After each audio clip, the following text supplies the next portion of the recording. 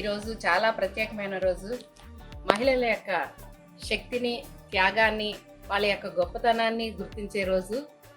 ఈరోజు మా కూటమి ప్రభుత్వం వచ్చిన తర్వాత మహిళలందరికీ కూడా ఉచిత బస్సు ప్రయాణం, అదేవిధంగా దీపం పథకము, ఇవన్నీ కూడా స్త్రీశక్తి అన్న పథకం ద్వారా అన్నీ కూడా మా చంద్రబాబు నాయుడు గారు, పవన్ కళ్యాణ్ గారు మహిళలందరూ కూడా సాధికారత సాధించాలన్న ఉద్దేశంతో ఆ రోజున ఏ విధంగా అయితే డ్వాక్రాలు పెట్టి మహిళలందరికీ కూడా ఆర్థిక స్వావలంబన కల్పించారో అదేవిధంగా ఈ రోజున స్త్రీశక్తి అన్న పథకం పెట్టి మహిళలందరికీ కూడా మా కూటమి ప్రభుత్వం ద్వారా ఎంతో న్యాయం జరిగింది, ఆర్థికంగా చాలా బలోపేతమయ్యారని చెప్పి నేను చెప్పుకోవడం జరుగుతుంది. మహిళా సోదరీమణులందరికీ కూడా నా హృదయపూర్వక మహిళా దినోత్సవ శుభాకాంక్షలు తెలియజేసుకుంటున్నాను.